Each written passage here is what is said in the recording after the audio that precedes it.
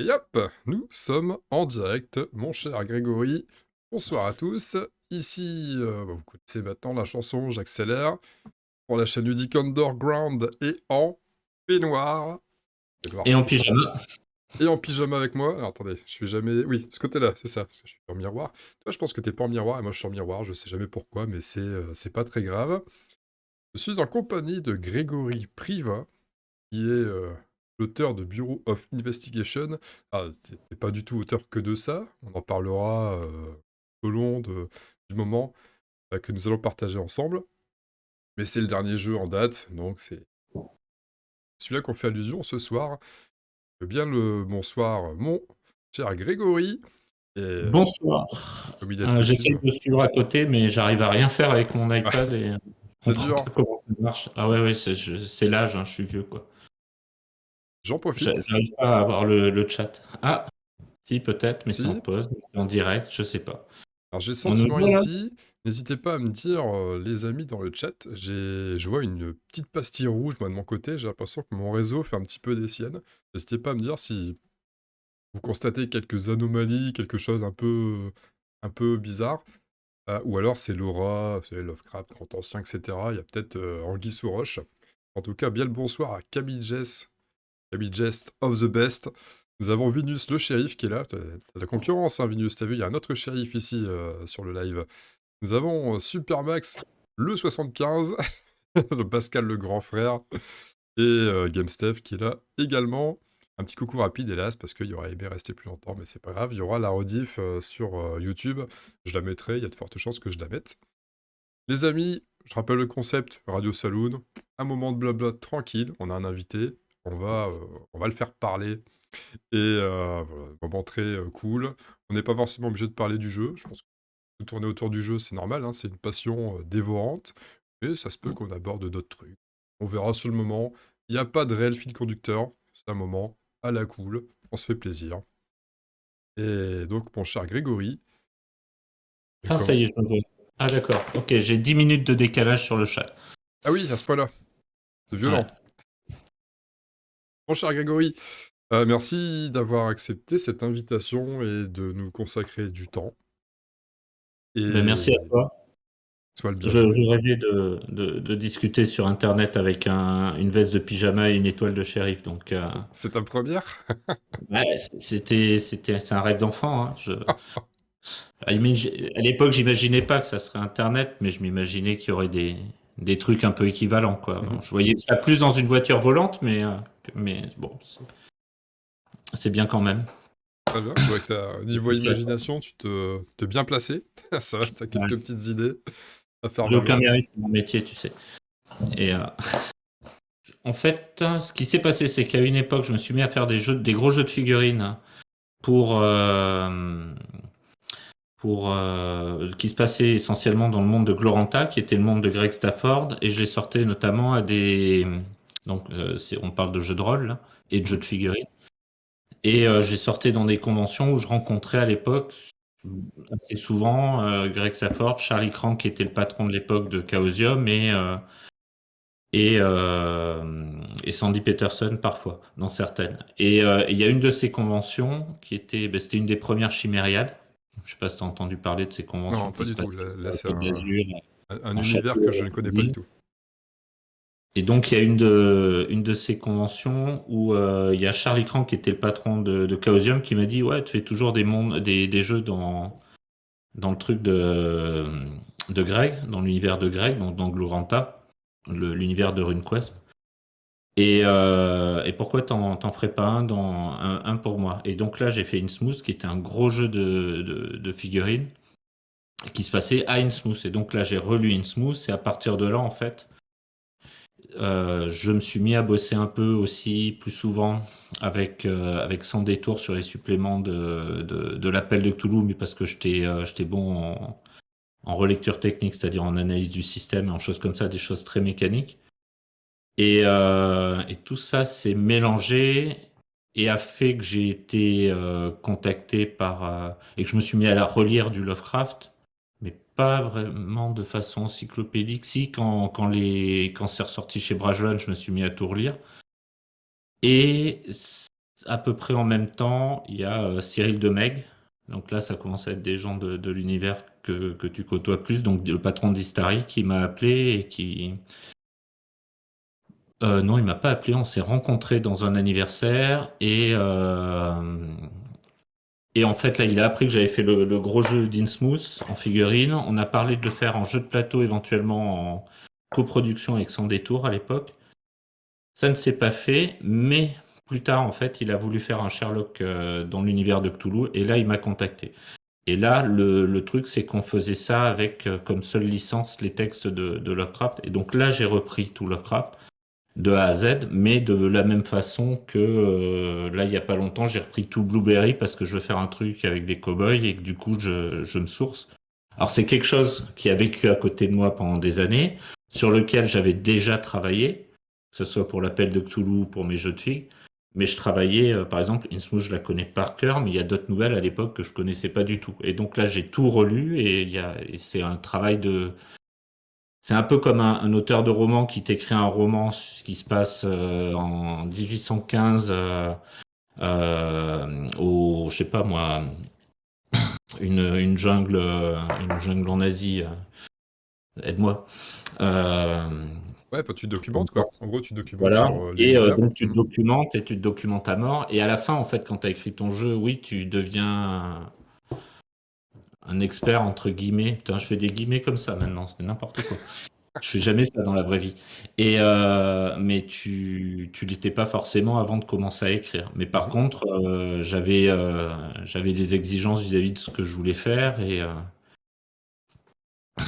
et donc voilà. Donc oui, j'ai relu à peu près tout ce qui existait.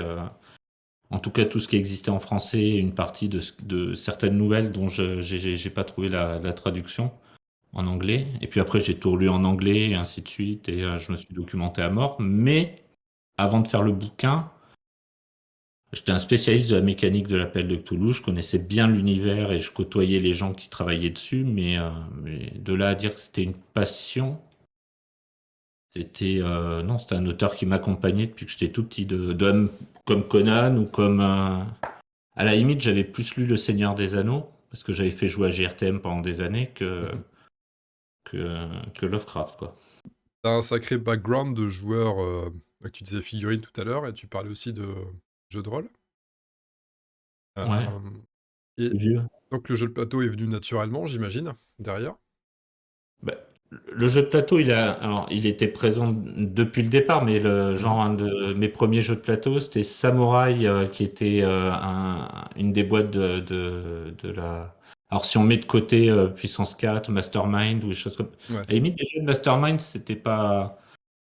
Ça sortait un peu du c'est pas le pire, hein. Monopoly ou des choses comme ça. C'était pas mal. Et franchement, j'y rejouerais bien. Euh, mais donc, si on sort des jeux qui se vendaient en supermarché, j'avais quoi aussi? J'avais le jeu de l'énergie, qui était un jeu génial avec des molettes dans tous les sens. Et il y a des gens qui le connaissent. Alors, je sais pas si je le verrai plus tard dans le... Ah ouais, donc je fais un strip là en ce moment en direct sur mon autre écran. Faut que je l'éteigne parce que c'est foutu. Donc, je ne vois pas ce que vous me dites. Où est-ce que Écoute, j'en je me étais? ferai le relais, Les t'inquiète pas. premiers jeux de plateau, oui. Donc il y avait Samouraï, il y avait Fief Mhm. qui venait de sortir, qui était chouette. Et puis il y avait tous les jeux de plateau qui étaient en encart dans jeux et stratégie. Et tout ça, je parle des années 80 en fait. Tout Le ça, fief est assez j'ai vieux. commencé par les jeux de société en encart dans jeux et stratégie. Je devais avoir 9-10 ans. Ouais, 9-10 ans. Euh, En même temps que l'Apple II, voilà. Et l'informatique, pareil, les premiers jeux vidéo, c'était quand j'avais 9-10 ans, donc en 83-84, dans ces années-là, quoi. Milieu des années 80. Et D'accord. après, c'est revenu, c'est reparti, c'est revenu, c'est reparti. Il y a eu la période avec les jeux de chez Jeux des cartes, avec des trucs genre Runta ou les wargames aussi avec Deuxième DB Normandie. euh, et tout un tas de vieux trucs. Guet-apens, mon premier contact avec un jeu de figurines, mais sans figurines parce qu'il y avait des standees en carton. Mhm. Et en wargame à l'époque, c'était Embûche, Shell Shock et ce genre de choses. Mais qui parleront aux gens qui faisaient du wargame dans les années 80. Je sais pas du tout si c'est les gens qui sont dans le chat. Je sais pas quel âge Euh, ils ont les gens là chez toi euh, d'ailleurs. Habituellement, ici, on va dire que la moyenne d'âge aussi entre facile 35 et 45, plus ou moins. D'accord. On est Ok. plutôt... ouais, on va dire que le public type, il a 40, ou il va avoir 40 bientôt, en juillet, par exemple. Et ouais, c'est ça. Donc, années 80, Voilà. ça reste encore jouable, ça reste dans la fourchette haute. Et qu'est-ce que j'allais te poser? Est-ce que actuellement il y a des jeux qui te font vibrer? Pour tout ce qui est nouveau, alors, je vais dire ce qui est nouveau, allez, les 2 dernières années, enfin 2-3 dernières années. Ah oui. Ouais, donc ça fait juste un choix au milieu de 1600 jeux. Ouais, c'est ça. Bah, ça va pas Les être dur à derniers jeux faire. que j'ai achetés, ça va être plus simple. Les derniers jeux que j'ai achetés, alors il y en a un qui est là-bas, j'ai acheté The Maze. Attends 2 secondes. Ouais, ça marche. À ton aise. Salut Lio. Ah, c'est ça, Justinio. Ouais, toi, t'es jeune. Donc j'ai acheté ça, que j'ai vachement envie de lire, Uhum. qui est un donjon, c'est du jeu de rôle, mais c'est un donjon un peu horrifique, qui est un petit peu artistique, tu vois, avec des illustrations Ok. très particulières. Donc j'ai acheté ça, mais je l'ai pas encore lu. J'ai acheté Les Tyrans de l'Ombre-Terre, qui est un vieux jeu, mais qui est sorti là tout juste en français, et qui m'a vachement plu. J'ai acheté Marvel United, je sais pas du tout quand est-ce qu'il est sorti, la version en boutique, pas le Kickstarter avec 200 boîtes. J'ai acheté ça pour jouer avec mon fils. Qu'est-ce que j'ai acheté récemment? Après, est-ce que je joue tant que ça? Non, voilà. Et Je parmi sens que ça. les gros hits, t'es plus Euh, underground, toi, hein? Peut-être. Bah, j'ai un t-shirt Underground, comme le jeu de rôle de l'époque. C'est le t-shirt du premier jeu de rôle à avoir sorti un bouquin de règles tout en couleur. Euh... Si, c'est vrai.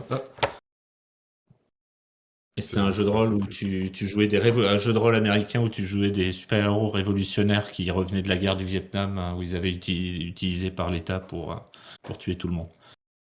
C'est un peu Mais comme la série The Boys, oui, sauf que c'est sorti dans les années 90, je pense. 93. la couverture est tellement kitsch. C'est Ah, génial. la couverture est terrible, là. Oh, ce truc. Voilà, tu joues ce mec-là, quoi. C'est magnifique. Et alors à l'intérieur, c'est voilà, c'est de toute beauté, quoi. Mais t'as tout qui est en couleur. Non, c'est infâme. J'ai- J'oserais même pas mettre ça sur mes figurines, et pourtant, je suis pas un bon peintre.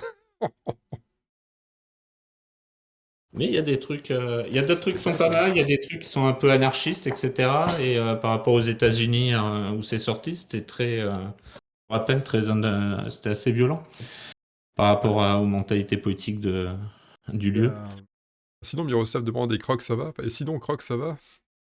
Je... Ouais, apparemment ça va. Enfin là, il bosse sur 10 000 trucs, donc il bosse plus trop avec moi. Quoi qu'il m'a écrit pour me dire qu'il y avait des gens qui avaient des questions en Pologne, mais et qu'est-ce que j'ai acheté récemment? J'ai acheté un jeu, mais je l'ai pas du tout aimé. Euh, Qu'est-ce que j'ai acheté d'autre?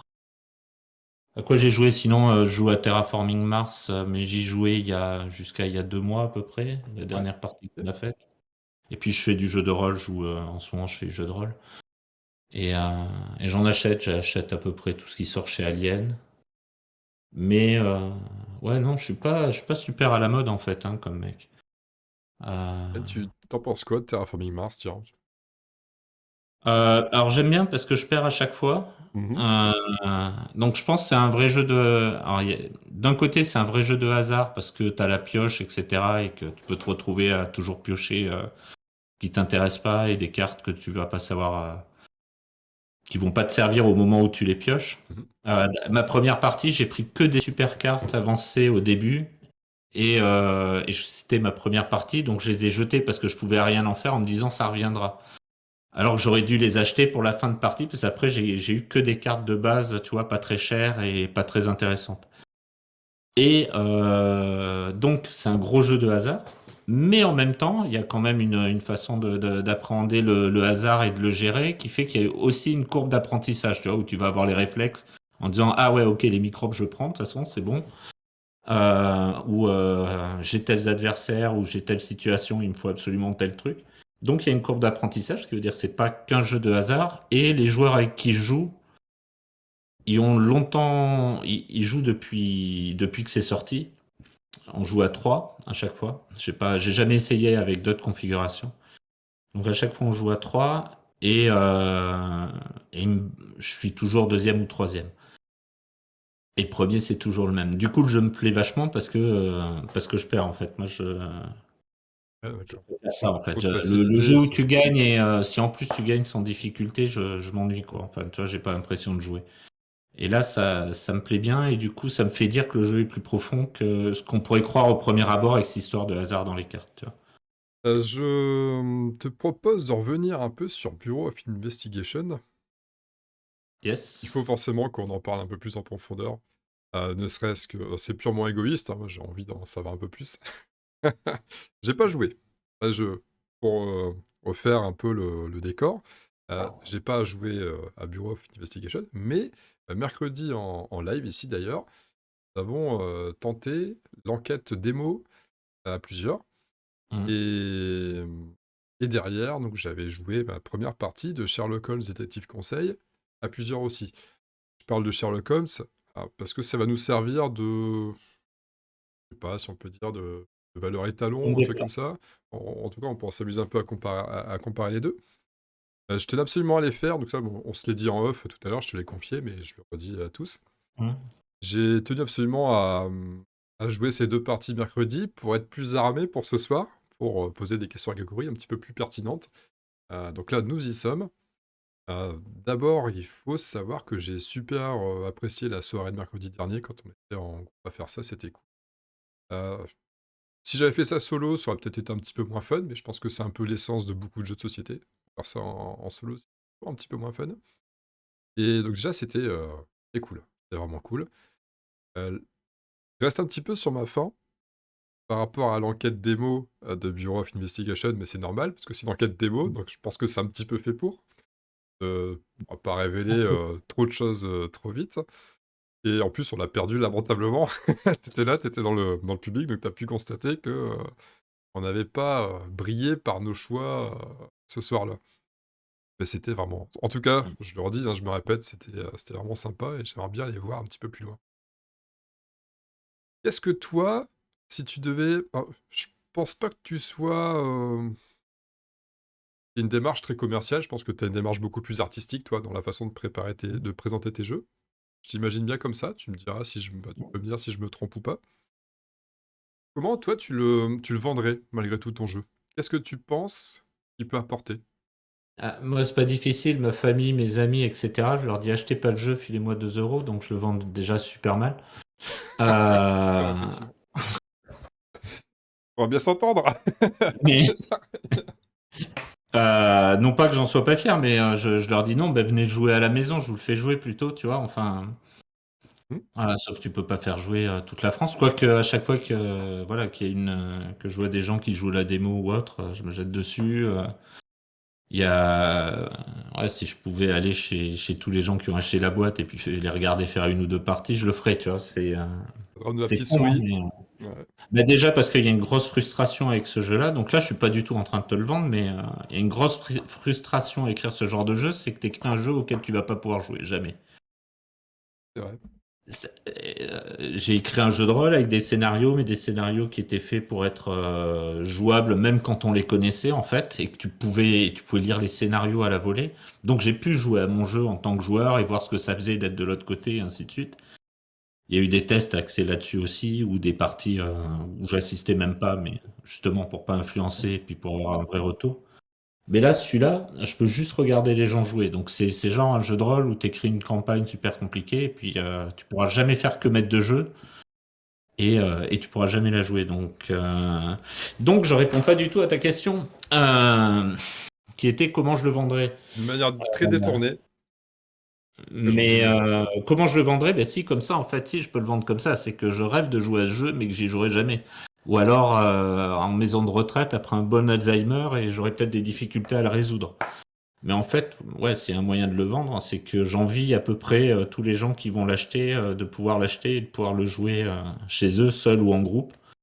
Il y a énormément de gens qui jouent seuls, en fait. J'ai plein de retours de gens qui jouent seuls, Mhm. qui sont isolés pour des raisons ou d'autres, mais je sais pas, c'est peut-être des... Enfin, certains, c'est peut-être parce qu'ils sont pénibles, mais il y en a beaucoup, je pense que c'est... Ah ouais, tiens, là, je suis pas un bon vendeur. Je vais reparler du confinement ou de choses comme ça, ou de la misère sociale, ou de ce genre de trucs, mais il y a de ça aussi, tu vois. Euh, et c'est pas pour rien que t'as des trucs comme Twitch qui commencent à marcher et que t'as des gens qui passent des heures à regarder quelqu'un. Je veux dire, si t'as des amis, etc., est-ce que tu vas regarder quelqu'un en peignoir en train de jouer à sa femme à un jeu de cartes alors que tu pourrais faire autre chose de ta soirée, tu vois? C'est C'est ce vrai. qui n'est pas une attaque, hein, mais qui est une Non, non, constatation sur c'est notre vrai. société. Bon, ben là, au moins, ce jeu-là, vous pouvez jouer tout seul. Et puis, si en plus vous m'écrivez sur Facebook pour en discuter, je serais content de savoir comment vous avez galéré, où et pourquoi. Donc, ouais, c'est peut-être un autre argument de vente. Et puis après, non, ça peut être fun aussi en groupe. Alors, des très gros groupes, par contre, si vous voulez corser le jeu, si vous voulez lui donner une grosse difficulté, donc là, je réponds plus à ta question, je fais une Ouais, digression. vas-y. En rôle, oui. En Sur rôle, la ouais, boîte, pas de il y a problème. écrit 1 à 8 joueurs, euh, 8 personnes autour d'une enquête de jeu qui commencent à se disputer et à avoir des idées dans tous les sens. Je pense que c'est le meilleur moyen pour rater les enquêtes à la chaîne, quoi. Mais surtout dans les démos, enfin pas dans les démos, dans les playtests, je le voyais à chaque fois, quoi. Dans les groupes, il y avait toujours des profils qui ressortaient. Il y avait notamment le profil de la nana ou du mec qui comprend tout plus vite que les autres, mais qui est hyper timide, hyper enfermé dans un coin de la table et qui généralement prend pas plus d'espace sur la table, hein, tu vois, un peu contrit, que dans la conversation. Et tu dois sortir de la pièce et elle va dire, ben on prend la porte. Et puis t'as un gars qui va dire, eh mais il n'y avait pas des fenêtres dans le truc. Il y a dans la description, regarde s'il y avait des fenêtres. Et là, tout le monde se met à regarder s'il y avait des fenêtres, alors que l'autre a dit qu'il fallait sortir par la porte et et qu'elle avait raison. Et, mais personne va l'écouter pendant un moment et elle-même va se mettre à chercher comment on ouvre les volets une fois que les autres se seront attaqués aux fenêtres, quoi. Et ça à 8 joueurs, mais ça doit être amplifié de façon terrible. Donc je conseille jusqu'à 4 joueurs, 4-5 joueurs max, parce que au-delà, je pense que le jeu devient beaucoup trop complexe, chaotique. Ou alors, il faut des gens qui ont l'habitude de parler et de s'écouter. De parler, il y en a plein, mais de Écoutez, c'est autre s'écouter, chose. c'est plus dur. Ouais, c'est clair. Je vais te poser la question un petit peu autrement. C'est de quoi tu es le plus fier, toi, dans ta création? De l'avoir fini. Mhm. T'es auteur aussi, je crois. Et en fait, des gens qui veulent écrire des livres, il y en a plein partout. Des gens qui ont des idées de livres, il y en a encore plus.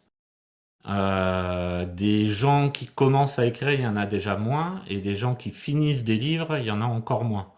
Donc, sans fausse modestie, c'est même presque le contraire, mais c'est vrai. Je pense que déjà, ma grosse fierté, c'est d'avoir fini ma boîte, même si ça m'a pris du temps.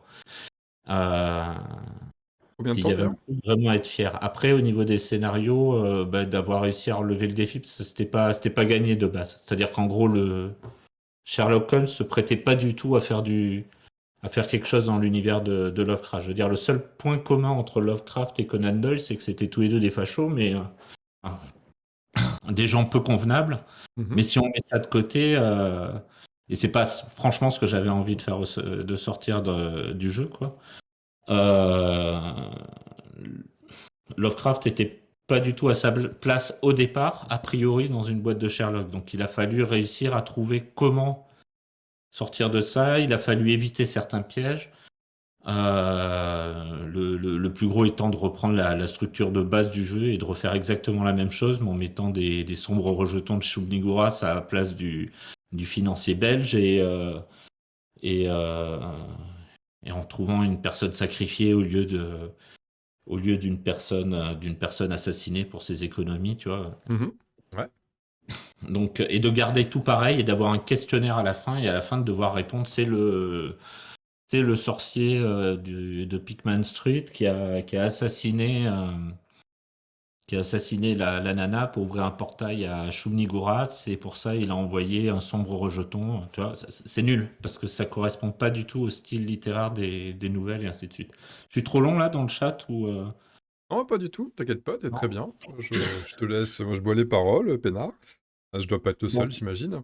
Donc Toi, ça c'était un gros piège. Donc en fait il a fallu changer la mécanique et il a fallu à changer de plein de façons. Et le premier truc, tu vois, c'était de virer le questionnaire qui est à la fin de l'enquête. Tu vois, quand tu as joué à Sherlock, à la fin, t'avais un questionnaire. Et ensuite, tout le reste, c'est des cartes des dominos qui s'écroulent les uns les autres. Mais alors ça, je l'ai déjà raconté, mais pas ici. Donc en fait, à partir du moment où t'as pas de questionnaire, faut que tu aies quelque chose d'autre pour finir ta partie. Tu vois, faut qu'à un moment donné, tu arrêtes de jouer, qui est une fin. Donc la fin, ça a été. En même temps, il y avait un autre truc, c'est qui tu allais envoyer. Est-ce que tu envoyais l'équipe habituelle d'Aurore à Arkham avec un clodo, une journaliste, un ancien militaire et fameux investigateur, ouais. voilà, les investigateurs de base d'Aurore Arkham, ou est-ce que tu allais envoyer ceux de l'appel de Cthulhu qui sont pompés sur ça, sauf que eux, pareil, ils sont dans l'univers de l'appel de Cthulhu, mais ils sont pas du tout dans l'univers de Lovecraft. En fait, ils sont dans l'univers de peut-être deux nouvelles de Lovecraft. Une à moitié et l'autre complètement, sur un ensemble de nouvelles qui est beaucoup plus grand et beaucoup plus riche que ce qu'on en fait en général. Donc, tu pouvais pas avoir ces gens-là. Donc, fallait avoir un héros qui soit dans l'univers de Lovecraft. Qu'est-ce que tu as comme héros dans l'univers de Lovecraft? La seule aventure où il y a un gros passage à... Enfin, non, il y en a 3 ou 4, mais... L'aventure qui ressemble le plus à une aventure de l'appel de Cthulhu, le héros c'est Armitage, il a 70 ans et il va grimper des montagnes et on s'étonne de sa constitution à l'âge de 70 ans et de sa façon de grimper avec vigueur dans les montagnes. Est-ce que tu as envie de jouer un vieux professeur de fac qui a 70 ans? Bof. Ou tu vois, autre piège, ben Armitage, ça devient Sherlock. Et donc, on va dire qu'à chaque fois, tu vas répondre au questionnaire que te pose Armitage qui s'occupe de toi à ta place. Ah oui, alors ça aussi. Il y a Sherlock, donc j'adore ce jeu depuis qu'il est sorti dans les années 80. Ça fait partie de mes premiers jeux de société, quand dans l'édition Descartes. Euh, et un truc qui m'énervait, alors que j'avais pas remarqué à l'époque, mais que j'ai remarqué quand c'est ressorti chez Istari, c'est ce couillon de Wiggins, quoi. C'est-à-dire que tu fais partie des gentils de Baker Street, là, des gamins de Baker Street, et le chef des gamins de Baker Street, c'est Wiggins, et Sherlock, il récompense Wiggins, et Wiggins qui, quand il pose la mauvaise question, c'est Wiggins qui la pose forcément, puisque c'est lui qui est le porte-parole du groupe, et ainsi de suite. Et donc, en fait, t'es joueur, sauf qu'on s'adresse jamais à toi, c'est Wiggins qui fait tout. Donc, en fait, t'es joueur, mais tu accompagnes Wiggins. Tu vas décider d'où il va, tu vois, dans le jeu, mais en fait, Wiggins, je voulais le tuer. D'ailleurs, à un moment donné, j'ai oublié, mais il y avait un de mes PNJ qui devait s'appeler Wiggins, tu vois. Donc, j'espère pouvoir faire une autre boîte pour pouvoir tuer Wiggins, quoi.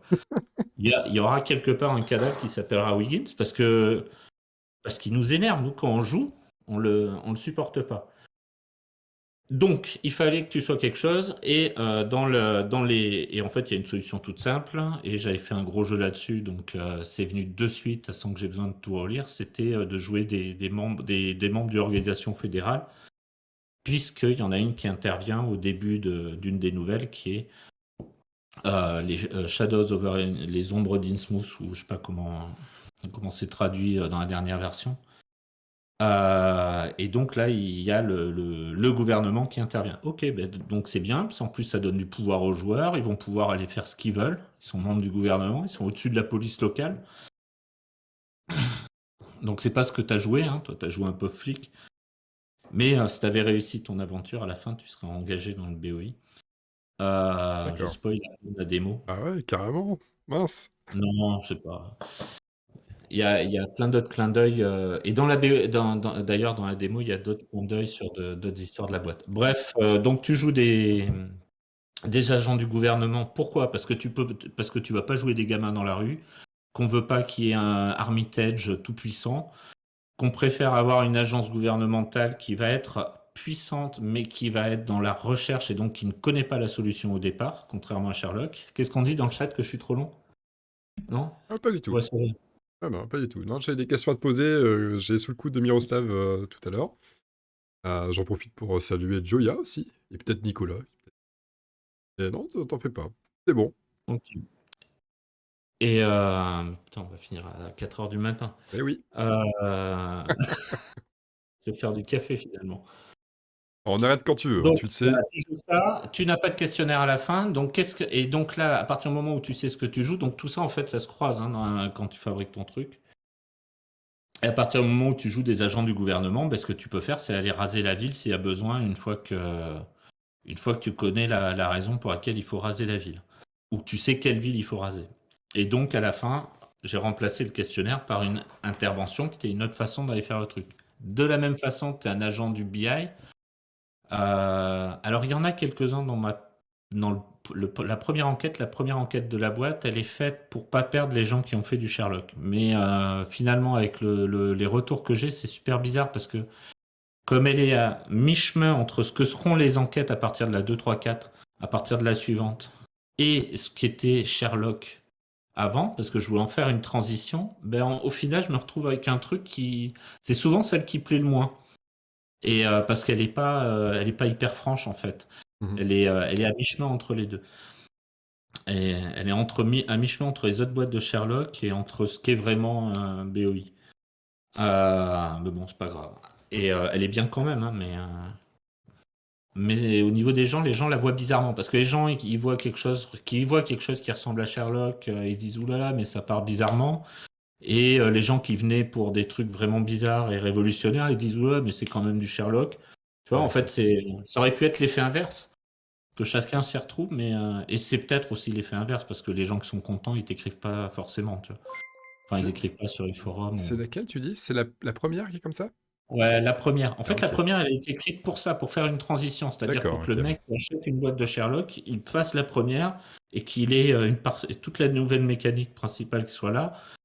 Mais elle reste, t'as des affaires parallèles, etc. Dans sa structure générale, dans sa mind map, elle ressemble à une enquête de Sherlock. Dans sa structure narrative, on va dire, dans l'organisation des différentes histoires et ainsi de suite. Alors que les autres, les autres, elles partent complètement en couille, quoi, au niveau de l'organisation narrative. Il y a certaines, c'est des pièges, il y en a d'autres, c'est fait pour te perdre, il y en a d'autres, c'est fait pour te mettre la pression. Tu vois, tout ont Mhm. elles C'est une jouent raison. énormément sur le joueur. Là, c'est le côté maître de jeu, c'est-à-dire si tu veux stresser tes joueurs, il y a des façons de les stresser, il y a des façons quand tu fais du jeu de rôle, de les amener à jouer comme ceci ou comme cela, ou de créer de la paranoïa, ou créer de la peur, c'est plus compliqué, mais sauf des jumpscares, ça tout le monde peut en faire, c'est un boom sur la table, mais c'est un peu nul. Mais par contre, tu peux créer une tension et plutôt la peur du jumpscare plutôt que le jumpscare. Je sais pas si tu vois ce que je veux dire. C'est la Ouais, ouais, différence entre un ouais. bon et un mauvais film d'horreur. Un bon film d'horreur, bah, tu sursautes pas. Tu es juste en permanence en train Angoissé, de ouais. regarder derrière toi au moindre bruit. Mhm. Et puis tu as peur d'aller te coucher en traversant le couloir que tu connais par cœur depuis des années. Tu vois, ça c'est un bon film d'horreur. Le mauvais film d'horreur, tu fais mais en fait, c'est juste qu'on t'a fait boue 3 ou 4 fois en faisant paraître quelqu'un, ou faire passer quelqu'un dans le dos, tu vois, ce genre de truc facile. Ok. Bref. Et j'en profite pour Belle glisser question. les deux questions de Miroslav de tout à l'heure. Et de saluer Ouais. aussi Virus Ludique. Merci pour le raid, Virus. Et bienvenue à vous. Je t'avais vu, hein, j'attendais juste de ne pas couper la parole. Parce que je suis bien élevé. Question de Miroslav. Tu écris ce genre d'enquête, donc là il parle de BOI, hein, bien sûr, avec Mhm. un organigramme hiérarchique ou des cartes mentales. Alors, ni l'un ni l'autre, les deux. Alors, je commence avec du post-it, des feuilles de papier et un stylo. Ça ressemble très rapidement à des mind maps, mais à des mind maps qui sont pas de vraies mind maps. Une vraie mind map, ça a que des relations 1 vers n. Pour ceux qui font un peu d'informatique, des relations de base de données normales. C'est-à-dire d'un point, tu peux aller à n points. Ça part en éventail, ça part comme un arbre, c'est une arborescence. Tu as un point de départ, dessus là, tu as plusieurs branches. Au bout de chaque branche, tu as de nouvelles branches. Au bout de chaque branche, de nouvelles branches. Sauf que ça marche pas pour une histoire. Parce que tu peux très bien avoir un gros cercle. Pour les informaticiens, ça serait une chaîne avec du GoTo. Et puis un gros truc circulaire avec A entraîne B qui entraîne C qui entraîne A. Ce genre de choses. Et ça, tu peux pas te servir de mind map pour faire ça. Donc j'utilise du papier, des stylos, et ensuite je le mets sous forme digitale, numérique. Digital, ça veut rien dire d'ailleurs. C'est une jolie fleur. Euh, donc je le mets sous forme de fichier informatique en utilisant Scapple en fait, qui est une application des gens qui font Scrivener. Et c'est des gens qui sont spécialisés dans les logiciels d'écriture de romans et d'écriture en général, de script et ainsi de suite. Donc Scrivener, c'est un super logiciel pour écrire. Et Scapple, c'est un super logiciel de carte mentale. Sauf que, comme c'est pas du NVR, c'est du NVRN comme tu veux en fait, A peut retourner à A sans problème. Peut pointer sur lui-même. Ben, du coup, tu peux pas l'exporter sous forme de liste avec des paragraphes et des chapitres comme tu pourrais le faire avec un logiciel mind map. C'est très très très technique comme question. J'espère que j'ai été très très très technique en répondant. Euh, Il nous le dira. voilà. Et il y avait une autre question, non? Il y en a une Donc, autre. je fais des sortes de mind map, mais littéraires, on va dire. D'accord. Et après, je les exploite, je les grossis, et puis je me mets à écrire, et puis ensuite elles deviennent obsolètes, et quand je suis bloqué, je les reprends et je les travaille sous forme de PDF avec un stylet sur mon iPad, et je les gribouille dans tous les sens. Donc c'est un peu... en gros, quand je suis bloqué, je change d'outil. Ok. Donc c'est un peu n'importe quoi, en fait. Ouais. Je pose son autre question, qui est comment s'organisent les playtests en jeu. Ben, dès que j'ai 2 ou 3 personnes, je dis hey, tu veux jouer? Et en fait, les gens ils aiment bien de base. Donc c'est pas compliqué. Alors ça dépend d'où je suis au moment où j'y suis, mais je le fais à peu près partout. Donc Sherlock, je l'ai fait jouer dans plein de conventions. Je l'ai fait jouer dans l'arrière-boutique de Descartes Bordeaux quand il y avait des parties derrière. J'en ai fait sur Discord avec des amis avec qui je faisais du jeu de rôle quand j'étais gamin, que j'avais plus vu depuis des années, ou même des gens que je connaissais à peine sur Facebook. En gros, c'était mes amis sur Facebook, mais si on ne savait pas qui c'était, je découvrais leur tête avec Discord. Donc en fait, ça se teste. Il y a, c'est un peu comme le jeu de rôle, il y a 2 façons de. En fait, tu as ta façon de voir le truc avec la mind map et tout ça, tu as une perception de ton truc. Et rien qu'avec ça, mathématiquement, tu peux te dire, ah ben mince, il n'y a aucun moyen d'aller de A vers B. Donc, il est impossible on puisse résoudre cette affaire, puisque en fait, la pièce importante, c'est la piste B, et puis il n'y a rien qui pointe dessus. Donc, tu peux avoir déjà un truc qui fait que tu pourrais te dire, tu n'as pas besoin de tester. Sauf qu'ensuite, ce qui va se passer, c'est que quand tu conçois tout seul, comme tu as la solution, tu as tendance à penser que ta solution et ton problème est trop facile. Et donc les playtests, c'est bien pour ça, entre autres choses, c'est bien pour s'apercevoir que, ah ben non, finalement, c'est presque trop difficile. Tu vois, quand c'est toi qui inventes Mhm.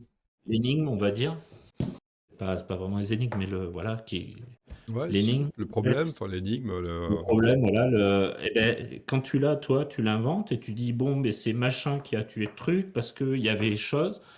Et maintenant, comment est-ce qu'on va s'en apercevoir? Ben, parce que il a, je sais pas moi, il a des chaussures rouges, hein, et que quelqu'un a vu des chaussures rouges dépasser de la porte de la salle de bain, ou de la porte du saloon, tiens.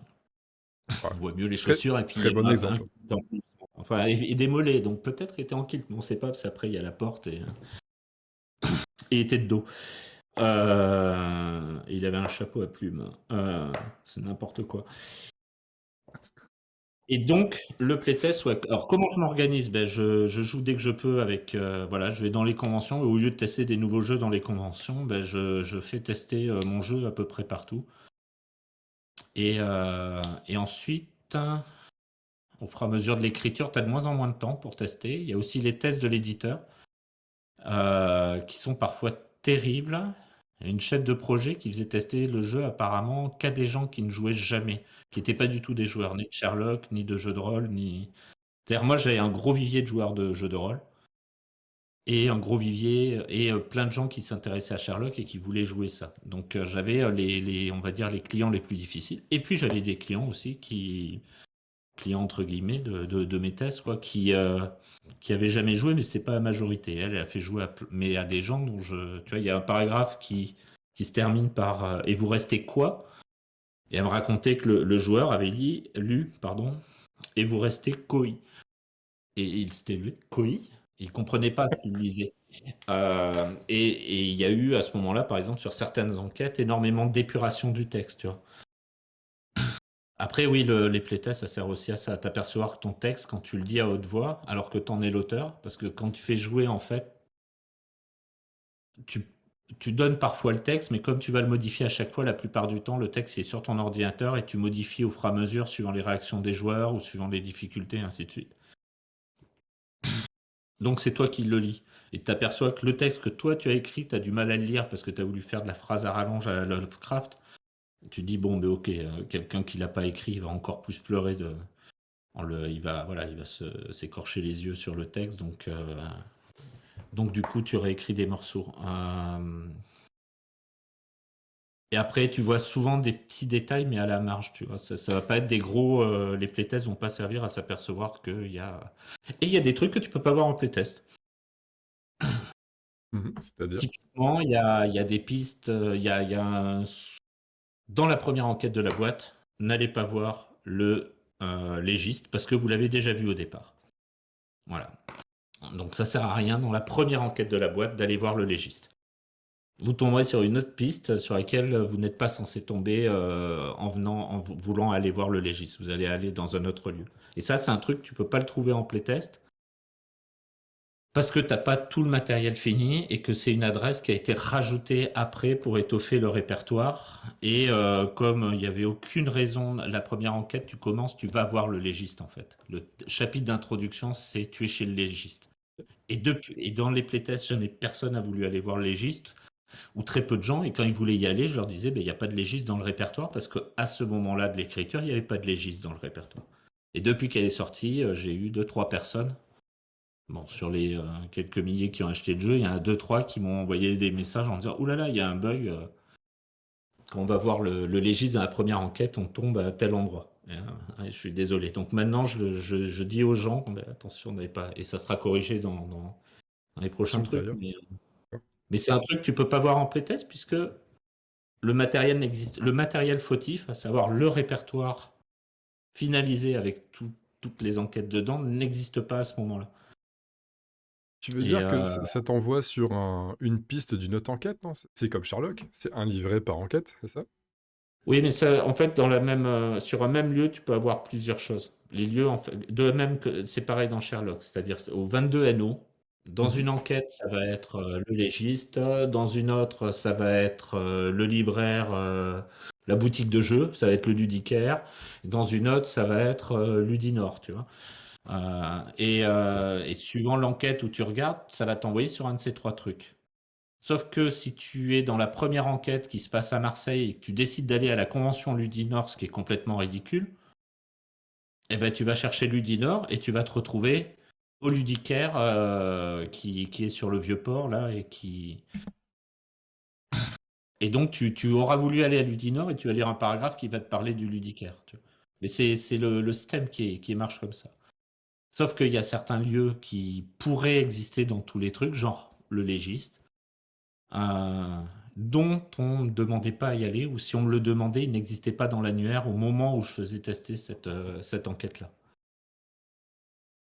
Donc quand on me demandait Ludinor à Marseille, je disais non, bah, il n'y a pas de Ludinor à Marseille. T'avais joué toutes les enquêtes de Sherlock Détective Conseil?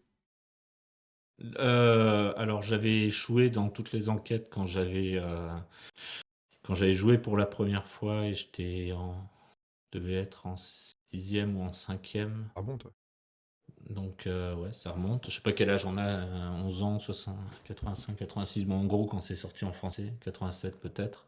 Donc j'avais tout joué, tout échoué, et j'ai joué tout ce qui était, à peu près, tout ce qui était sorti chez Istari. Il m'en manque quelques-unes et on les jouait à Noël, en fait. C'était notre jeu de Noël avec un groupe d'amis du Mhm. Nouvel An, Ouais, cool ça. en picolant. Donc on faisait pas les meilleurs scores. On jouait ça en jeu d'ambiance, en fait. Ouais, j'ai des amis un peu bizarres. Au lieu de sortir un Perudo, on se faisait une enquête de Sherlock. Et puis on a Ouais. arrêté, on a arrêté un petit peu parce qu'il y a une des joueuses qui finalement ça lui plaisait pas trop comme type de jeu.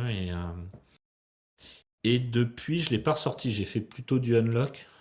Ça, j'en ai fait pas mal. Alors, le problème, c'est que je sais pas trop ce que j'ai fait ou pas entre toutes les boîtes qui se ressemblent et ainsi de suite, mais j'en Ouais, ai fait c'est un vrai paquet. qu'on sait plus hein, quelle Et, saison, laquelle. et donc, les Sherlock, là, je les avais tous récupérés pour les étudier. Pour étudier la structure au tout début, c'était Mhm. l'idée. Et puis finalement, je suis pas du tout parti sur ça. Je suis parti plus sur l'histoire qui générait des choses et sur le fait de réinventer des mécaniques par rapport à la structure de Sherlock. Donc en gros, je connais bien la première boîte. Enfin, pas la première sortie, la boîte numéro 1, la marron. Ouais, je vous tourne le dos parce que je regarde mes boîtes en fait. Donc dans la version Space Cowboy, je connais très bien la marron et j'ai pas joué la bleue, la rouge, la verte, je les ai pas jouées. Je te posais cette question parce que est-ce que tu aurais pu imaginer, quand tu jouais à ces boîtes en tant que joueur, vraiment joueur pur, sans arrière-pensée, est-ce que t'imaginais un jour pouvoir toi-même sortir quelque chose comme ça? Non, non, pas du tout. Mais c'est à tous les niveaux, ça, même pour le jeu de rôle, même pour. Tu- Euh, déjà, le fait d'avoir. J'ai travaillé, tu vois, dans l'univers de Gloranta, donc j'étais juste fan de base. Euh, et, euh, et à un moment donné, Internet est arrivé. Comme j'étais fan, j'ai fait un pop site et je me suis retrouvé, comme je suis un peu. Peut-être je bosse comme un con, j'en sais rien, mais. Ou un peu jusqu'au boutiste ou monomaniaque, je sais pas ce qui est le mieux, psychopathe. Je me suis retrouvé à voir à l'époque le plus gros site sur ce jeu et à être opéré par l'éditeur, mais c'était une micro-bulle, tu vois. Hmm. Et c'est pour ça que j'ai travaillé pour la première fois dans un jeu et que je me suis retrouvé, allez, 2 ans plus tard, ouais, ça devait être 2 ans plus tard, un an et demi, 2 ans plus tard, je me suis retrouvé à discuter en convention avec l'auteur du jeu dont j'étais fan quand j'étais gamin, quoi, quand j'étais au collège et que j'allais dans mon club de jeux de rôle et au collège et au lycée, j'étais fan d'un jeu, mais vraiment fan, donc de RuneQuest, et l'auteur de RuneQuest qui est quand même un des créateurs du jeu de rôle, tu vois, c'est le mec qui a acheté la première boîte de Donjons et Dragons qui est jamais vendue Gary Gigax, par exemple. Donc on remonte loin, c'est en 74, tu vois, c'est un des pionniers du jeu. Euh, et 3 ou 4 ans plus tard, on passait des vacances ensemble, tu vois, et on parlait plus du tout de jeu. Quand on se voyait, on se demandait des nouvelles de nos épouses, de nos enfants, de ses poules. Il avait des vraies poules dans son jardin. Euh, donc ça, je l'imaginais même pas. Et là, il y a quelques jours, je fais un post. Alors, je suis encore sur Facebook, hein, je suis un vieux, ça se voit. Je fais un post sur mon Facebook parce qu'il y a Jean Balcezac, qui est le gars qui a traduit l'appel de Cthulhu. Et ce gars-là travaillait dans Casus Belli, en fait. Je sais pas si tu Ouais, ça connais je connais, ouais, l'univers j'ai de connu. jeu de rôle. Et le premier Casus que j'ai acheté, je l'ai. En fait, ce gars-là a sorti une vidéo YouTube où il fait un open the box de Bureau of Investigation. Genre le mec qui a traduit un de tes jeux importants et une des premières itérations de ce que tu as pu faire, de ce que tu fais aujourd'hui. Et je t'ai regardé le Casus pour voir s'il écrivait dans le premier Casus que j'avais acheté. Dans le premier Casus que j'avais acheté, il y avait un article de lui. En fait, et c'était pas un article, c'était une aventure dont vous êtes le héros. Donc quelque chose qui ressemble beaucoup à du Sherlock. Parce que ça reste ça, hein, c'est une aventure dont vous êtes le héros, mais avec plus de liberté et déguisé. Mais ça s'écrit presque pareil. Juste, tu peux faire des trucs en plus. Euh, donc, premier scénario, premier truc, un des premiers trucs que j'ai joué dans Casus Belli, c'était son livre dont vous êtes le héros. Et au début, tu avais les sorties, ça s'appelait Nouvelles du Front, et dans les sorties, il y avait Sherlock Holmes Détective Conseil. Donc le premier magazine que j'ai lu au moins 30, 40, 50 fois, si c'est pas 100 fois, je coloriais même les images, c'était en noir et blanc, tu vois, avec des fautes, parce que j'étais encore gamin. Et à l'époque, tu les lisais du début jusqu'à la fin, c'était bimensuel. Donc pendant 2 mois, tu avais que ton numéro de Casus, donc tu le lisais complètement 2 ou 3 fois, et puis tu relisais les anciens numéros que tu avais achetés avant. Donc là, c'était le premier, donc celui-là, il était relu, mais énormément de fois. Et donc il y avait ce gars qui écrivait un scénario que j'ai joué dedans, machin, etc. Et 40, alors je sais plus, ça fait 36 ans plus tard, je crois que j'ai calculé, ou un truc comme ça, il faudrait que je regarde mon Facebook. Allez, presque 40 ans plus tard, ce gars-là sort une vidéo où il parle de ton jeu en disant qu'il y a du chouette matos et où il ouvre la boîte sur Internet. Donc ça, c'est... non, tu peux pas... Enfin si, j'imagine qu'il y a des gens qui sont capables de croire qu'ils ont un futur glorieux et ainsi de suite. Mais c'était pas mon cas, non. Donc non, pardon, réponse courte, non. Réponse courte, non, d'accord. Non, mais très bien. Et Je- voilà. J'enchaîne Non. avec un... J'enchaîne avec une... on reste pour l'instant dans le même thème. Est-ce que tu en es satisfait de l'aspect physique de ce que tu as créé du coup du jeu? Que ça, De j'imagine la que guerre ça, des Kratos. c'est pas de ton ressort, j'imagine. Enfin, c'est Space Cowboys Ouais, non. qui s'est chargé de ça. Hmm. Donc, est-ce que tu Alors, étais consultant là-dessus? Est-ce que tu avais comme un rôle de ouais, si, consultant? Est-ce que... j'étais. Alors j'étais associé, j'ai pas forcément été associé aux économies du fait Parce que le jeu, en fait, il y a eu un problème à manquer pas sortir. En vrai, il serait sorti de toute façon, vu que ça faisait, vu le nombre de gens qui avaient sorti dessus, mais à cause de la crise du papier et des problèmes, de tout un tas de soucis, en fait, il coûtait trop cher à fabriquer. Et finalement, ils ont réussi à rien supprimer en matériel de jeu. Mais par exemple, tu as les règles, tu vois, tu as petit page de remerciement qui est au dos des règles. Normalement, elle était à l'intérieur du livret. Tu vois, donc ils en étaient à économiser une page de règles une page du livret de règles. Donc les règles sont un peu plus condensées, mais Ouais. finalement, ce que je te raconte là et ce que je pourrais te raconter de plus, les gens ne le voient pas. Donc en fait, est-ce que je suis satisfait? Il y a plusieurs points. Alors il y a tout ce qui est maquette, production, etc. Ouais, je suis super satisfait, je suis super content du travail des illustrateurs. Il y a certains, je les ai fait recommencer 2 fois, 3 fois les mêmes trucs. Donc ça veut dire aussi qu'on m'a vraiment associé, notamment pour l'enquête qui est dans l'enveloppe là. Parce que là, il y a certaines illustrations qui sont des indices, qui sont purement des indices. Donc faut trouver lesquels. Mhm. Mais du coup, là, là, j'étais directement en contact avec Bernard Bittler. Euh, la couve après tout ça, j'ai pas été trop dessus, mais finalement le titre, c'était mon idée. Le badge qui a été redessiné par. Je vais regarder son nom dans les crédits. Par René Aigné. Quelqu'un que t'as jamais vu, hein, du coup, que t'as jamais rencontré? Non, je l'ai jamais rencontré. Même Bernard Bittler, on a passé des heures au téléphone où on s'est envoyé des mails et des textos et des machins pendant des semaines, mais je l'ai jamais rencontré en vrai. J'ai manqué le rencontrer à Paris en allant faire l'émission à Trick Track là, et puis finalement ça s'est pas fait. Mais sinon, physiquement, je l'ai jamais vu.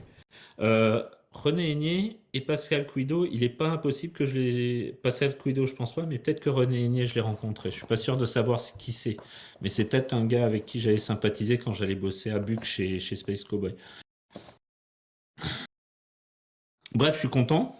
Et les petits regrets que j'ai, parce que j'ai vu une autre maquette du jeu à un autre moment donné, bah finalement, personne s'en aperçoit, donc finalement, je m'en fiche.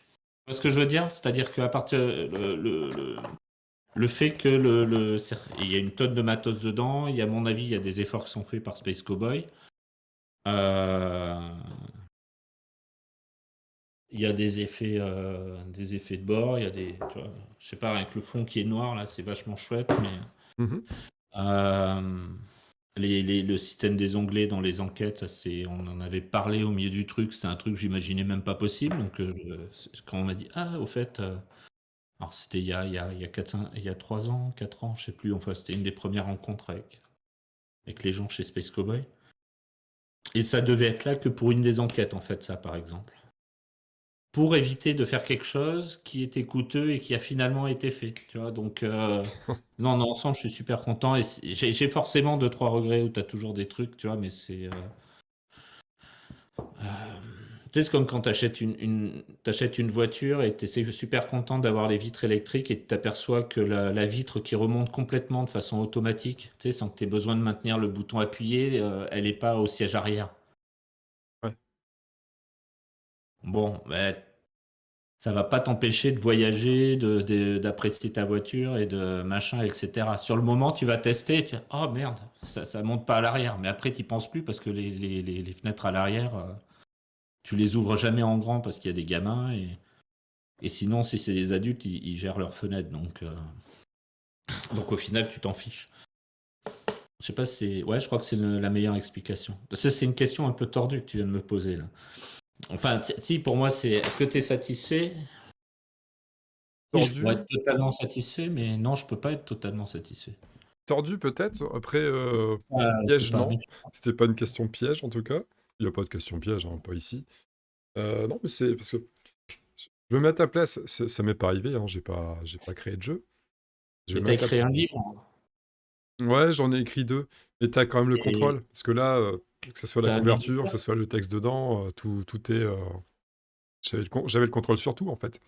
Alors que toi, Même sur l'épaisseur du papier et tout. C'est Ouais, ouais. auto-édité ou. Ouais, je suis passé. Oui, je me suis monté le truc tout seul, comme un grand. J'ai pas du tout cherché de maison d'édition, en fait. J'ai vraiment fait tout Non. en solo. Mais ça, c'est un autre sujet. Et je mets à ta place, tu sors le jeu, enfin, tu sors le jeu, tu poses donc tout le texte, tout les règles, etc.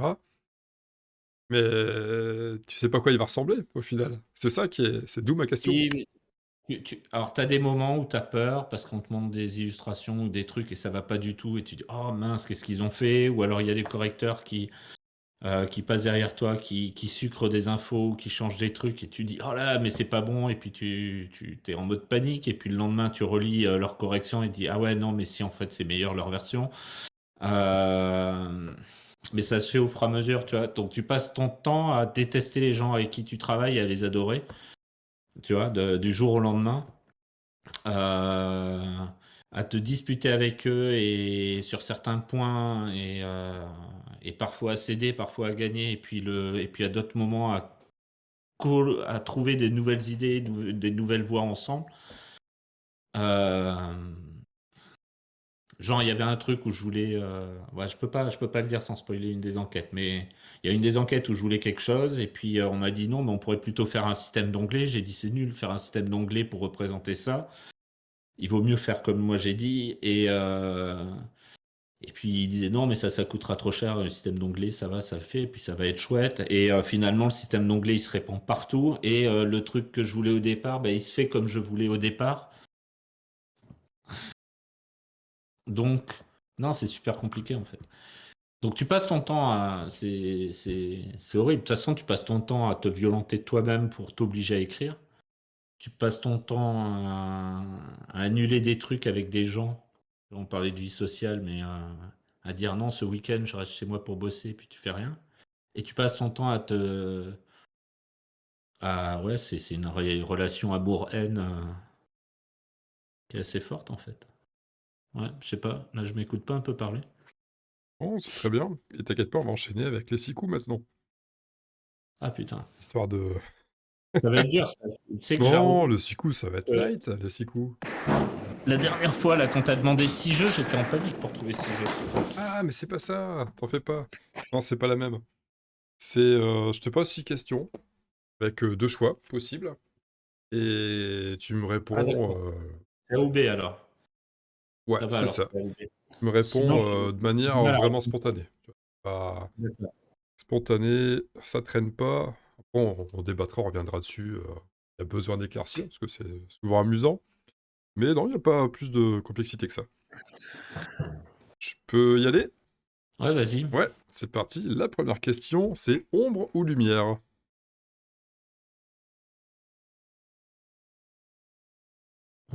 Et il faut que je réponde du tac au Fais gaffe, tac. c'est pas très spontané là. Ouais, oui, oui, mais je réfléchis, je vois plein de trucs pour l'ombre et plein de trucs pour la lumière. Euh, Ombre. Ombre? Ok. Ouais. Heroic Fantasy ou Space Opera? Ah, c'est pareil. Space Opera, du coup, comme ça, ouais, si, Space Space Opera. Opera. Ok. Manger pour vivre ou vivre pour manger? Ah,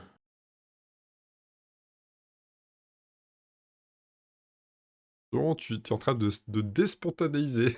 ouais, mais j'en ai aucune idée. Les deux, en fait, parce que, Ah, je ne peux pas accepter. ouais, Il m'en faut une. non, mais manger pour vivre, alors. Oui, si, parce que, ouais, si, au Ouais, final. Mais, ok. Jeu neuf ou jeu d'occasion? hmm, j'ai à moitié de. Allez, jeux d'occasion, mais juste Ok, parce qu'ils sont devant mes yeux. d'accord.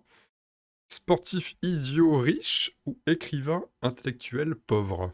Ah, sportif idiot riche, c'est mon rêve, ouais. Qu'est-ce que j'aimerais être une fois, rien qu'une fois seulement, bobo et con à la fois. Et pour finir, figurine ou rôle? Euh, Là, je pourrais expliquer pourquoi les deux, mais figurine ou rôle? Rôle, Ok, avec pas des si figurines. terrible, hein. C'était pas si terrible, au En final. fait, il y a que des trucs où je peux pas vraiment répondre comme ça. Ouais, bah Mais il faut faire un choix, si c'est on me ça qui demande est... bonjour, comment tu vas, tu vois, je réfléchis pendant 10 minutes pour savoir, pour Mhm. donner une réponse honnête et qui corresponde vraiment à. Est-ce que tu veux qu'on passe en revue tout ça? Parce que j'ai le sentiment que tu as envie de te justifier sur certains choix. Pas de me justifier, mais je peux m'expliquer. Ouais, oui, t'expliquer, justifier, littérature. Donc ouais, ombre ou lumière, t'es parti sur ombre. Alors j'ai fait mes pronostics aussi, hein. Je te cache pas, Ouais. j'aime bien à Ah bah chaque fois, tu je vas me fais dire des... ce que tu aurais dit et. J'avais parié sur ombre, donc là j'ai eu bon. Hmm. Parce que je t'ai senti plus... En fait, c'est con, mais je te connais assez peu, au final, pour Ouais. l'instant. Enfin, en tout cas, avant ce soir. Je m'étais dit, bon, délire Lovecraft. Et puis, il n'y a pas que ça. Je te sentais... J'ai regardé quelques-unes de tes interventions sur d'autres vidéos pour faire Mhm. la promotion de ce jeu-là, de BOI. Et moi, je te sentais plutôt comme quelqu'un de réservé. Donc, je me suis dit que l'ombre te convenait plutôt au mieux. Ouais, après, alors j'ai répondu ombre parce que je vais plutôt écrire et travailler genre toute une nuit, tu vois, et me coucher le jour.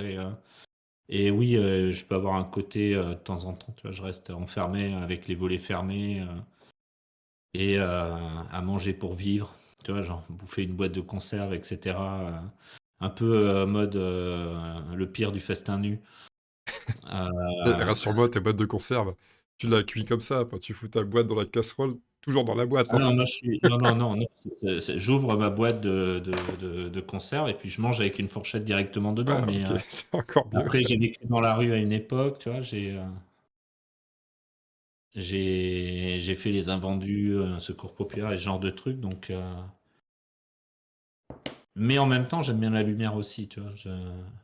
Là, en ce moment, je suis plutôt en lumière, c'est-à-dire là, je viens de passer un mois chez moi, parce que j'étais malade et bah, tous les matins, j'ouvrais mes volets en grand, je faisais rentrer de la lumière et de l'air frais.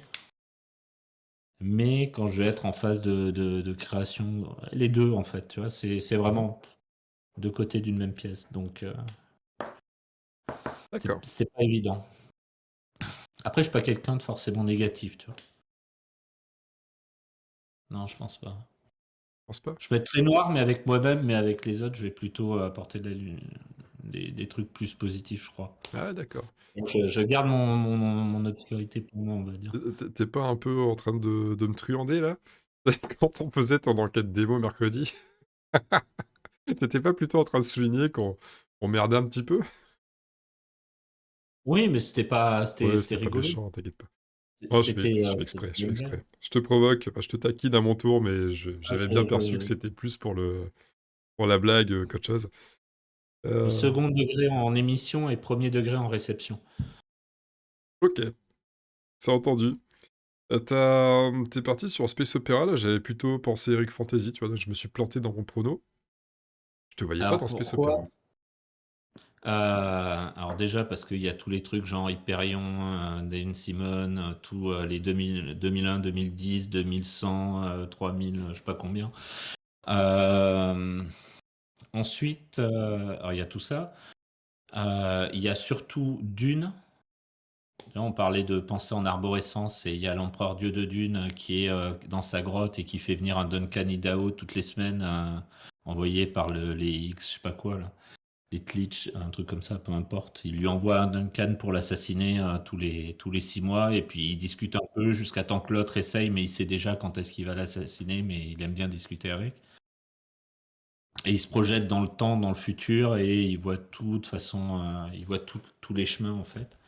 Et ça a énormément parlé quand je l'ai lu et je l'ai lu très jeune. Lovecraft, c'est de la science-fiction.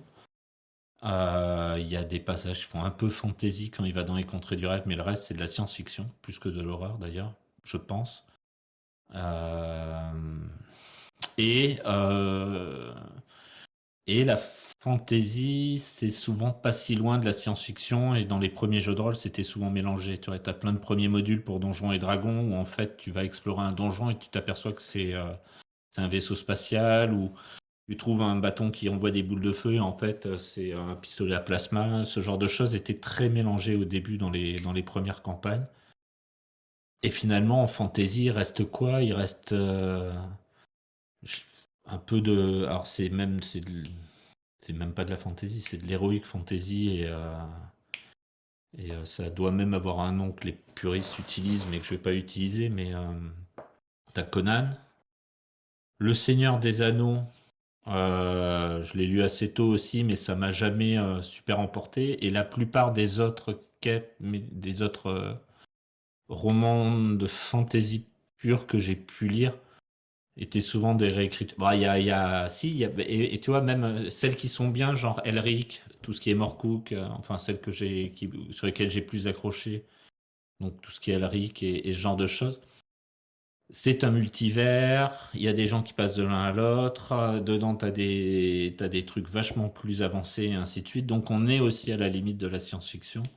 Et puis après t'as des trucs, ouais, t'as Rama, t'as des... Ah non, En fait, si je devais citer des romans de SF, t'as tous les robots, tous les Asimov, tout ça, non, c'est tellement mieux que d'avoir toujours un élu qui est dans un village et qui est super triste, et puis il y a un vieux, parce que c'est rarement une vieille. Alors si, t'as Chrétien de Troyes qui est intéressant, mais c'est presque du travail universitaire quand tu le lis, tu vois, tout ce qui est la quête du Graal et tout, ou alors tu as des trucs genre Gilgamesh ou des machins comme ça, mais c'est pas ce qu'on appelle de la fantasy, c'est des œuvres historiques. Euh, non, donc non, non, plus finalement, donc j'ai réfléchi à tout ça et c'est plus SF, ouais. Ouais, parce qu'elle nous dit que les vieux, là, pour faire allusion aux vieux dans le village qui vient chercher l'élu, parce que c'est mystérieux, les vieux. Ouais, mais quand tu vois un vieux avec un grand chapeau et qui vient chercher un jeune gars, un jeune paysan, d'un seul coup, tu sais ce qui va se passer pendant la Belgariade et la Malorée, et en fait, c'est super chiant et tu le lis juste parce que t'es au Kosovo à ce moment-là, quoi. Et que c'est ce que t'as pris dans ta cantine, tu vois. En parlant de bouffe, là, pas de cantine. Toi, tu manges pour vivre, bon, ça, t'en as déjà parlé juste avant, mais je passe à la suite. De quoi Euh, vivre pour manger ou manger pour ouais, vivre? ouais. Ouais, mais en même temps, j'aime bien. Euh, s- j'ai- je me suis retrouvé à devoir, tu vois, à devoir manger pour vivre, enfin, être à la rue, machin, donc je vais manger de tout, même les trucs que j'aime pas ou autre. Je supporte pas les mecs qui, à la cantine du boulot, vont me dire, oh, ça c'est vraiment pas bon. Ouais, bah attends, t'as un truc dans ton assiette, c'est un minimum équilibré, tu le payes 4,50 € et tu voudrais quoi de plus, quoi, tu vois. Et j'ai un vrai truc de vieux con là-dessus sur le. Tu vois, si je vois un mec de 30 ans qui dit ah, moi j'aime pas les petits pois, je mange pas mes petits pois, mais ça me. J'ai envie de lui. Voilà, il m'énerve à l'intérieur, je vais pas forcément lui dire. Et en même temps, j'aime bien me faire des putains de gastro et des choses comme ça, tu vois. Et ce genre de truc, tu peux le faire parce que ça revient à vivre pour manger, à travailler pour manger, tu vois, et manger des bonnes choses et super trucs, tu vois, aller manger des super produits, avoir une super bonne huile d'olive que tu peux manger sur du pain frais parce que c'est pas de la pugée ou machin, mais c'est un truc qui est pressé à froid, qui est en apport direct de Sicile. Tu vois, ce genre de luxe. Mhm. Donc, Je me sentais vraiment dans les deux cases, tu vois. Ouais, Et des fois, je bosse pour pouvoir me payer. Ouais, je peux parfois vivre pour manger. Et je peux parfois manger pour vivre des boîtes de conserve froides. d'accord. Un bon cassoulet froid, hein, j'espère. Hein? Ah, mais cassoulet froid, le truc alsacien là, avec les choux hein, froid aussi, lentilles, saucisses froides aussi.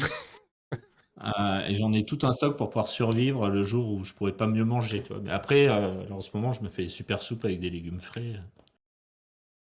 Oula, Je suis en mode cassoulet froid, mais je peux y retomber à tout moment. t'hésitais ensuite, t'es parti sur jeu d'occasion plutôt que jeu neuf, même si t'hésitais. De toute façon, t'as hésité sur chaque question, hein, t'avais Ouais. toujours Mais un... j'hésite surtout en fait.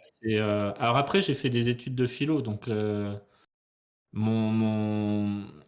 s'il en reste quelque chose, c'est que mon réflexe de base, c'est de réfléchir à la question avant de répondre à la question. Et d'analyser la question et la justesse de la question et ce genre de choses. Donc, c'est un travers que j'aurai en permanence. Mais ça m'aide à faire des jeux. Tu vois, Mhm, c'est un mode bien de sûr. pensée qui. Et en fait, devant moi, j'avais des jeux d'occasion. Donc, j'ai dit jeux d'occasion. Et puis, j'ai chez moi surtout des vieux jeux, en majorité, je pense. Faudrait que je calcule tout ça. Donc, je suis un joueur d'occasion, en fait.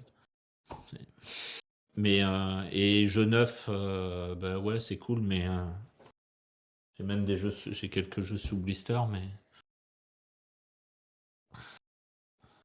mais c'est pas obligatoire. Très bien. Bon, après, tu sportif idiot riche, c'était plutôt ton... Ça reste un doux rêve. Ouais, Un ouais, doux ça rêve. c'est la chanson de Brel, quoi. Mais depuis que je suis tout petit, hein, je rêve d'être beau, beau et con à la fois, sachant que je fais du vélo. Donc je suis un peu sportif quand même, et puis je désespère pas de. Et puis je pense que je suis riche par rapport à beaucoup de gens en France, et de plus en plus. Et je deviens de plus en plus un riche moyen. Je suis pas un très très riche, mais je suis pas à découvert le 15 du mois, tu vois, comme beaucoup de gens. Et ce, même en craquant pour des jeux ou en commandant, tu vois. Ah, ça faisait un moment que je le voulais. J'ai appelé la boutique, je leur ai dit, tiens, vous pouvez me récupérer ça. Je n'ai même pas regardé combien ça coûtait. Quand je suis allé dans la boutique de mon pote, il a regardé, le vendeur, il dit, ah ouais, quand même, ça vaut 60 euros. Et là, j'ai pu payer ces 60 euros sans que ça ait de vrai effet sur ma vie. Mon banquier m'a pas appelé, et ainsi de suite, et c'est pas Mhm. donné à tout. Donc je suis pas forcément super riche et super sportif, mais je fais du vélo et je peux me permettre d'acheter un supplément à 60 euros sur un coup de tête sans connaître son prix. T'es plus très loin. T'es plus très loin de ton objectif. D'être beau, beau et con à la fois, ouais, il reste plus qu'à être con, mais je le suis sûrement déjà. Mais le problème, c'est que ça, tu le sais pas. Et beau, Bon, ça, c'est j'en doute. foutu. Ça, j'en doute. Et pour finir, t'avais figurine ou rôle. T'étais parti sur rôle. J'avais volontairement laissé que rôle et pas jeu de rôle. Laissé un genre d'incertitude. Ouais, mais tu peux jouer des rôles avec des figurines, donc c'est pour ça que Ouais, j'ai ouais, c'est pris ça. ça. On peut faire un petit peu des deux. Quand tu peins ta figurine, tu vis un peu son histoire, tu laisses ton cerveau s'évader, tout ça. Quand tu fais du jeu de figurines d'escarmouche, c'est pareil, tu es très proche du jeu de rôle.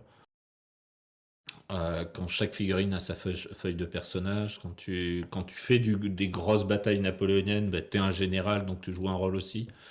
Et ouais, en fait, les deux se mêlent. Les deux se mêlent, font de bonnes chaussures. Euh, Attends un coup. Voilà, c'est bon. je n'entends pas parce que Ouais, j'ai pas d'arrière, si on c'est n'entend chaud. pas. Donc là, ces derniers temps, t'as apparu dans plusieurs vidéos de Mm. différentes chaînes. Donc des très calés dans le domaine, comme Street Track, par exemple, tu parlais de Street Track. Je t'ai vu passer dans un monde de jeu, dans le chalet, dans le fameux chalet. Ben, le chalet, je serais passé le lendemain, ça serait mieux passé. Mais en gros, on est descendu du train, on a discuté 5 minutes. Et on est passé directement au tournage pour les enchaîner de suite. Et je savais, et c'était la première émission. Et je savais pas du tout quel devait être de quoi je devais Rôle, parler. ouais. Je me sentais pas. euh, Comment ça s'appelle? Euh, Légitime pour Ah, parler de jeux de société. Parce que je suis un joueur de vieux jeux ou de jeux très spécialisés, mais pas de la plupart des sorties. Et je suis pas les sorties. Et la plupart du marrant temps, ça. tu vois, je regarde les vidéos de news, par exemple, de jeux des cartes. Je regarde les 3 premières phrases. Ouais, non, hop, et je zappe. Je regarde toute la vidéo, mais tu sais, en passant Mhm. par les marque-pages, en m'arrêtant que sur les trucs qui m'intéressent déjà un peu. Et c'est pour ça aussi ta question au début, là, les jeux du moment, je sais même pas quels sont vraiment les jeux du moment. Je pourrais te dire les jeux auxquels j'ai envie de jouer, les jeux auxquels je joue ou les jeux que j'aime bien, mais et encore parce que je peux jouer à tout, quoi. Je vais, je vais aller chez des copains qui jouent et puis bah, qu'est-ce qu'on joue? Ok, on sort ça. Tu vois, si j'ai acheté Virtu en récent, Ok. C'est qui m'a bien attiré avec son système de trucs qui tournent là. vrai que c'était une question un petit peu coconne parce que je te demande ça alors que moi-même je suis pas trop un mordu de la nouveauté non plus. Donc en réalité, tu m'auras sorti des jeux très récents. Il y a de fortes chances que, que je les connaisse pas plus. Et non, la question c'était plutôt, on va dire, je l'ai posée de cette manière-là, mais la vraie question c'était est-ce que tu suis beaucoup l'actualité en gros, est-ce Mm. que tu t'attaches, est-ce que tu t'intéresses beaucoup à ce qui est, à ce qui est nouveau? En fait, Euh, je la suis parce que je regarde en ce moment si ça parle de mon jeu. mhm, Donc je la suis encore plus en ce moment. En plus, là, je viens d'avoir un arrêt maladie qui vient de se terminer là pendant un mois, donc bah, j'avais pas grand-chose d'autre à faire que. C'est pour ça que j'ai découvert Twitch, mais j'ai sur toutes les chaînes à suivre Ludovic Maublanc. À chaque fois, je le croisais dans les chats, etc. C'était une petite blague, mais genre à partir de la semaine prochaine, on m'y voit quasiment plus parce que j'aurai pas le temps d'y être. bien sûr. Et ensuite, quand tu écris ton jeu, bah, tu essayes de réserver des plages de temps pour écrire et tu zappes plein de trucs. Donc l'actualité ludique, en fait, je connais un peu les jeux qui sortent en ce moment, mais j'y ai pas joué et puis j'ai pas forcément envie de les acheter. Euh, mais celles des 5 dernières années, je connais que dalle. Parce que pendant 5 ans, j'achetais des jeux que je posais sur étagère pour y jouer plus tard quand j'aurais fini BOI, tu vois. Donc c'était même encore pire. Il y avait des trucs, des fois, je disais, ah tiens, ça a l'air bien, je vais me l'acheter, j'y jouerai après. Et tu joues après? Bah, non, mais il faut que je m'y mette là parce que j'ai tout Arkham Horror depuis la sortie. Parce que j'ai joué au proto qui avait été confié Mhm. à Space Boy. Enfin, c'est Croc Ouais, qui m'avait passé le proto, donc ça correspond à la première enquête de la première boîte. Donc ça, je l'ai joué, j'ai trouvé ça bien et à partir de là, j'ai tout acheté. d'accord. Et J'allais te poser cette question justement sur les boîtes. Je comptais te la poser plus tard parce que j'en avais pas fini avec les vidéos. Mais on peut y aller maintenant, on peut ouvrir le non, tiroir non, et, excuse-moi. non, c'est pas grave. Non, attends, c'est pas du tout un reproche hein, que je te fais. Hein, Mm. c'est Mais juste je un pense mémo. Là, je me fais un mémo vocal que j'oublierai quand même. c'est quoi que tu veux pas oublier? Ah, mais j'allais te demander justement si t'étais. Mais après, j'ai mis la question en second plan parce que je pensais que t'étais plus mordu de Lovecraft que ça. Donc, quand tu me disais, Alors, bah, c'est plutôt vers le début de vidéo tout à l'heure, vers le début mm. de session. Et je me suis dit, ah ok, d'accord. Donc au final, peut-être que ça sert à rien de lui poser la question sur Horror Arkham, est-ce qu'il a déjà joué, Demeure d'épouvante, etc., etc. Alors, Horror Arkham, le jeu de plateau, je trouve ça à chier. Uhum. Mais j'ai plein de copains qui aiment bien, donc j'y joue parfois avec, enfin plein de copains. J'ai un groupe d'amis qui aiment bien le sortir de temps en temps, y compris la nouvelle version avec un iPad. Là, j'aime pas du tout. Mais mes potes s'éclatent et donc je joue avec eux. Et par exemple, dans la version avec iPad, ton investigateur peut devenir fou.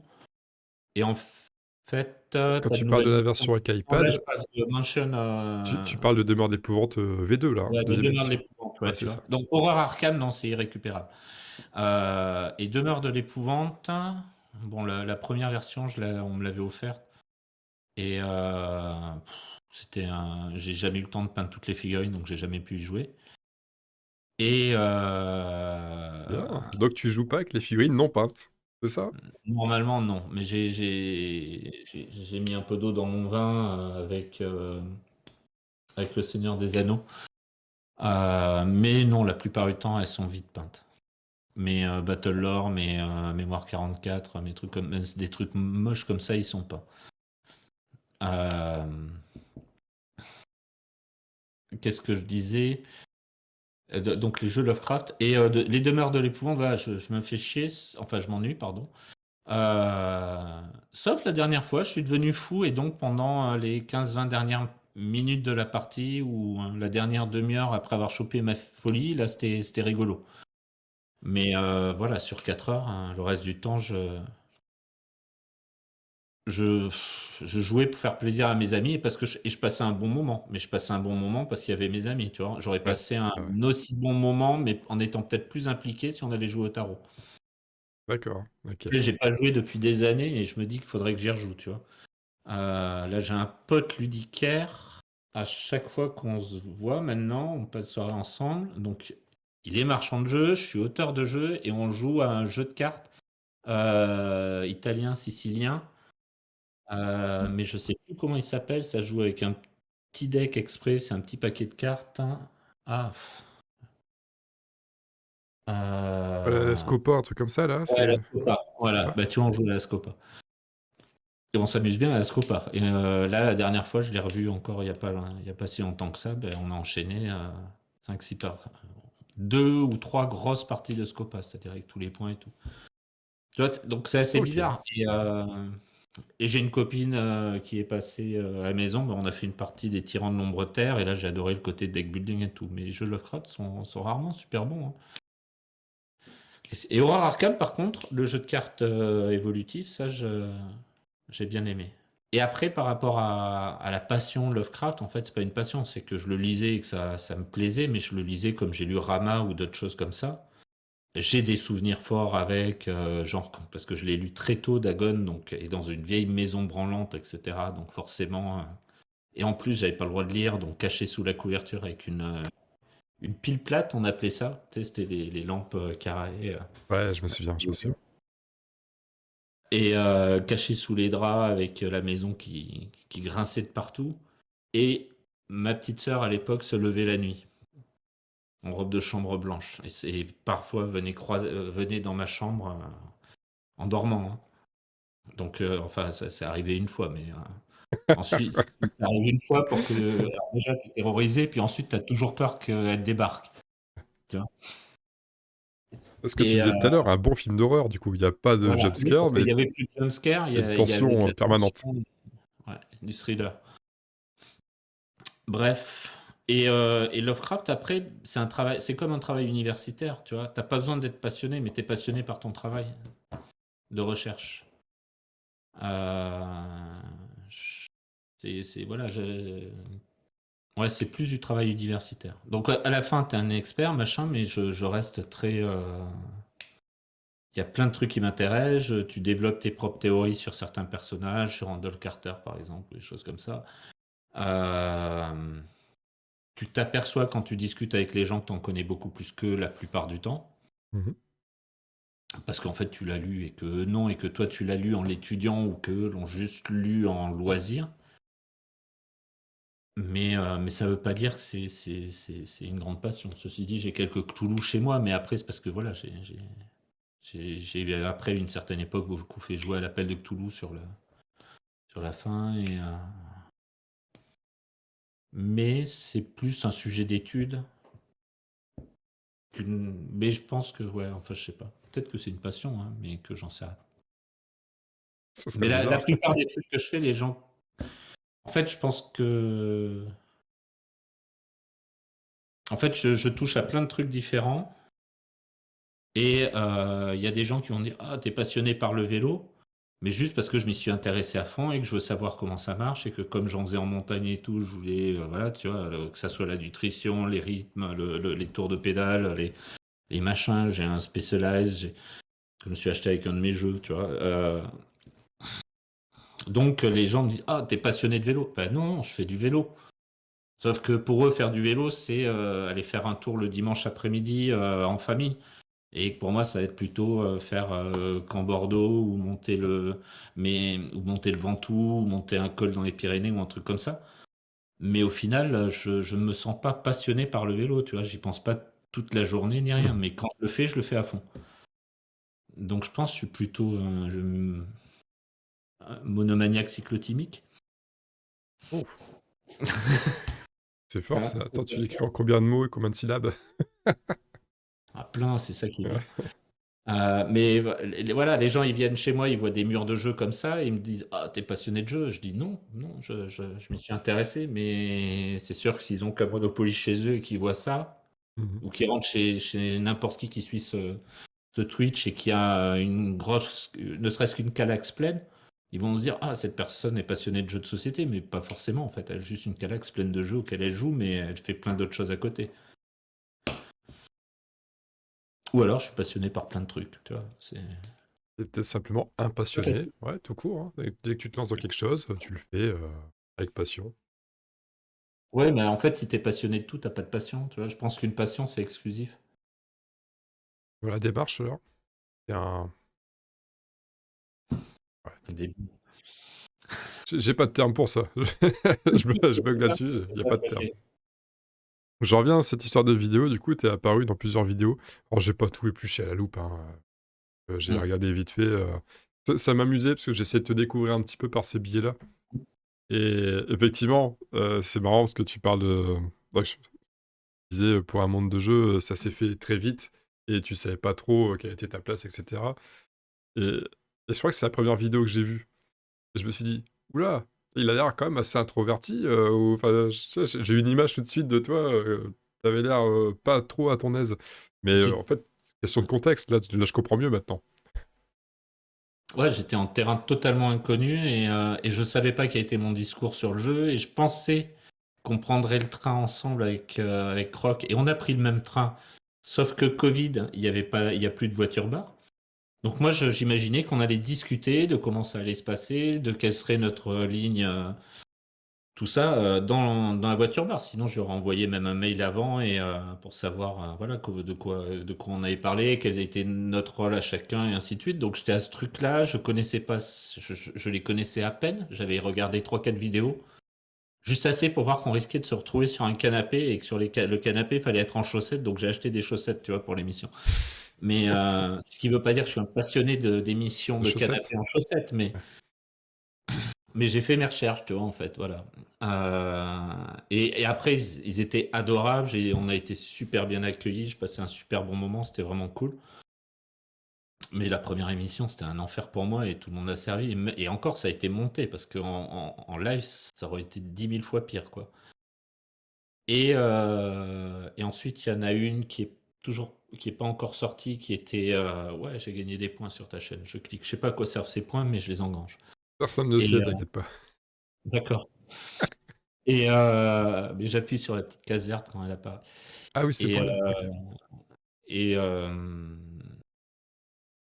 ouais, il y en a d'autres qui sont super bien passés. Trick Track, il y avait un peu de tension, mais il y avait surtout un peu de fatigue. C'est la dernière que j'ai faite. Pendant une semaine, je fais que prendre le train pour aller partout. J'étais à Strasbourg, la Mhm. boutique de jeux strasbourgeoise, qui a une Philibert? chaîne chez Philibert. Donc, on a enregistré les trucs chez Philibert. Là, ça s'est bien passé. C'était cool.